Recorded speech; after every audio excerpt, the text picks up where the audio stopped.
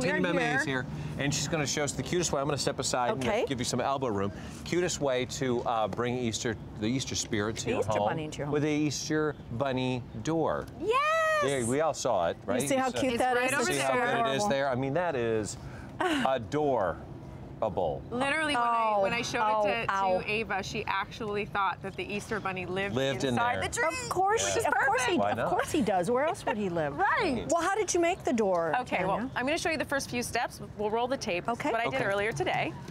So you get your foam core board, and you draw out your egg shape. You can make it big or small, however big your tree is, however big you want your door, and then you get your X-Acto knife, and you gotta press a little bit harder than normal so that it goes all the way through to the other side of the board, and you just pop it out.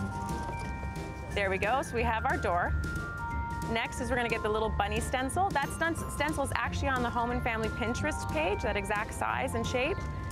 And we're gonna make our little bunny face the same way we did with the eggs. We're gonna get our X-Acto knife and just pop it out.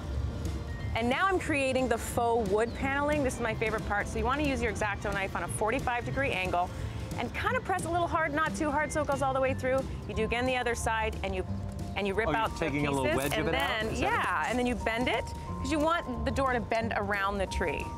Okay, next we're gonna paint it and create some faux wood, which is really cool. So you get 3 colors, 3 shades of the color you want, the dark, the lighter, second one. And when you're painting the second coat, to create the wood, you want to go always up and down direction. See how it kind of starting to look like wood? And then you want to fill in the cracks with a darker pink to give it that finished look. Yeah, it looks like wood. Yeah. That's really cute. Because it's pink, it gives it that whimsical, fairy tale, enchanting kind of look. What about all the accoutrement to that? Yes. Okay. We finished the door or the window. Okay, well next we're gonna work on the little window. So what you wanna do is flip it over and just grab some glue. We have tacky glue here. You don't wanna use too much. Just go all the way around and put some black cardboard on the back or whatever color you wanna use.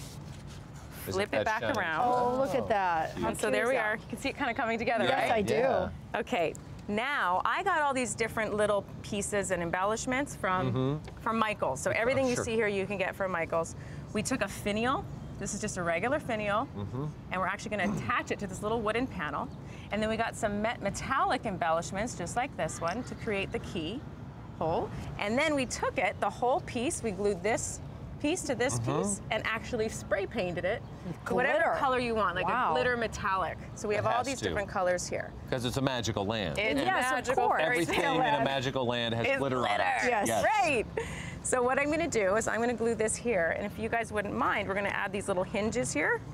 So one here and one here. Again, you can find everything at a craft store. I found everything here at Michaels, and these are all made of wood. And so you just do that, perfect. Right down here, like that.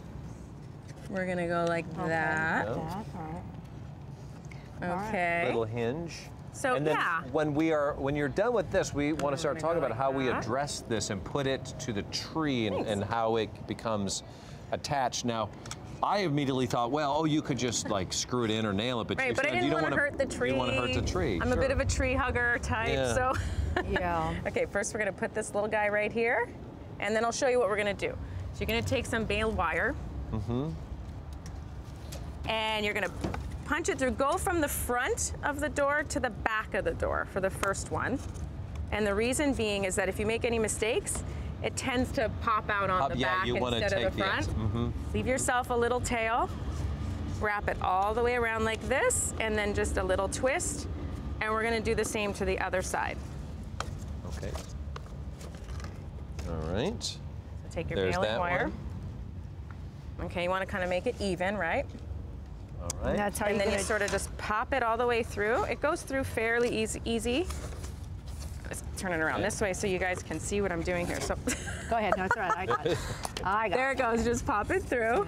Make sure that I don't hurt anybody here. This is one of those things that you put up and you could keep up and keep putting out year after year because it's nothing that's perishable. In other words, it's not a plant or anything like that. Let's come over here by our tree. If you take care of it, you can use it every year. Okay, and then literally, this is the easy part. All you do, you want to grab that side? Go. perfect, and then you wrap it around, so see how it bends right around the tree. Is and that then centered? You're gonna kind of You want to look at it and tell me if it's centered? Because we're not going to leave it up. Oh, we're not? We've already done it there. Oh. I just want to. I thought we'd have 2 doors. 2 doors are better than have one. an upstairs and a downstairs. And they have an elevator. They have an the whole elevator. thing. Oh, it's yeah. one of those. So it's a fancy. It's a fancy. This is a. But that's how you would do it. Well, they're different then you floors. This is the door to the second floor. This is the door to the first floor.